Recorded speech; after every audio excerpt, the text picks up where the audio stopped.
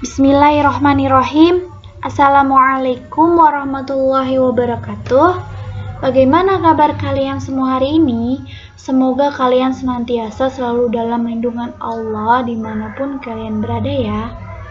Nah, pada hari ini kita sudah masuk ke subtema 4 pembelajaran pertama, yaitu keajaiban perubahan wujud di sekitarku. Nih, kita bisa lihat mengidentifikasi informasi terkait wujud benda. Salah satunya adalah garam. Garam itu merupakan salah satu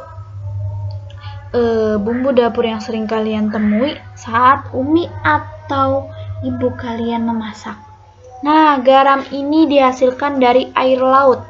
Para petani garam membuat ladang garam di pinggir lantai.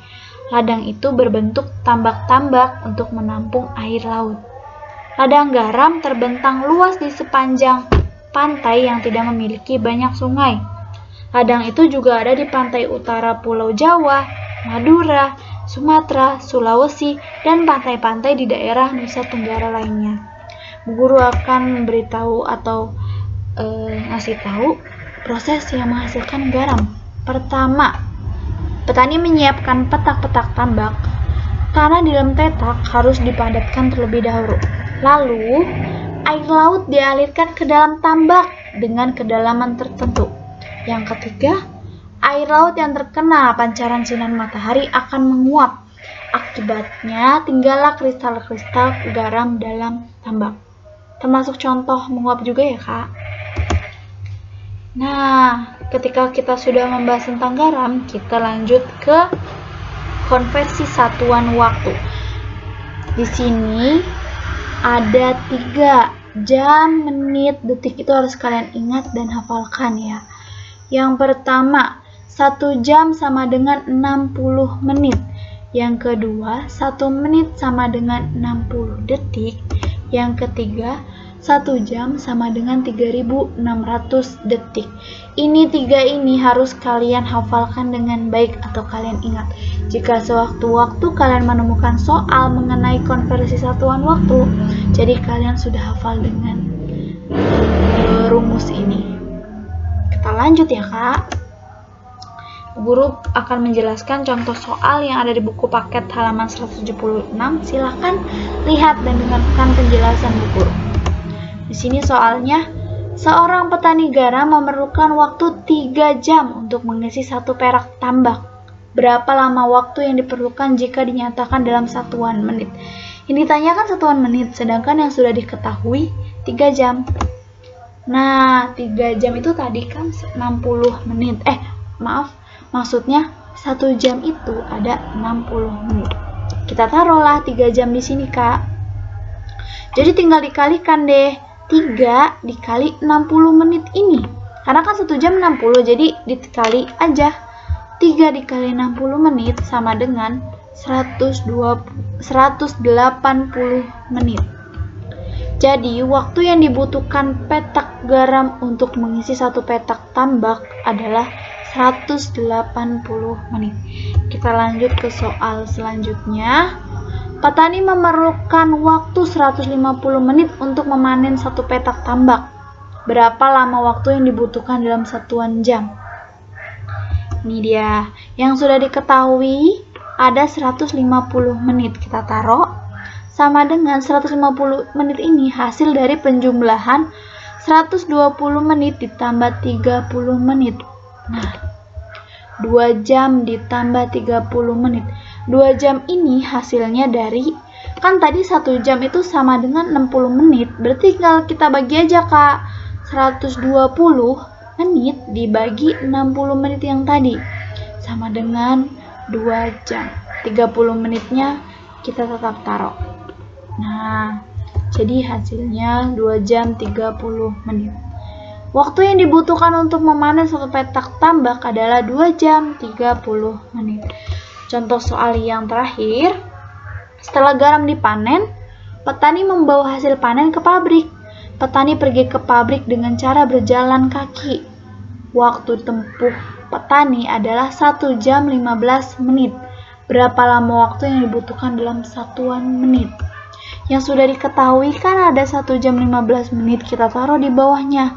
Sama dengan kita pisahkan dengan penjumlahan atau tambah. Dipisahkan 1 jam ditambah 15 menit. Nah, kita ubah semuanya ke dalam menit ya Kak. Karena berhubung 1 jam itu belum diubah ke dalam menit, berarti 1 jam sama dengan 60 menit. Lihat ke rumus konversi satuan waktu yang tadi. 15 menit tetap kita turunkan dan kita jumlahkan. 60 ditambah 15 menit sama dengan 75 menit. Jadi, waktu yang dibutuhkan untuk membawa hasil panen ke pabrik adalah 75 menit. Nah, sehabis mengeringkan garam, kita masuk ke melipat baju. Kenapa sih harus melipat baju?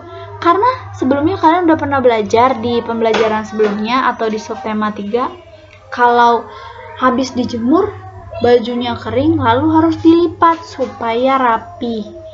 Ketika rapi, langsung kalian masuk dan susun di dalam lemari. Tidak hanya rapi, tetapi juga harus cepat. Walaupun cepat, tidak boleh berantakan juga ya Kak. Intinya cepat dan rapi atau rapi dan cepat. Di sini Bu Guru punya sedikit video cara melipat baju dengan cepat. Bisa kalian simak baik-baik ya.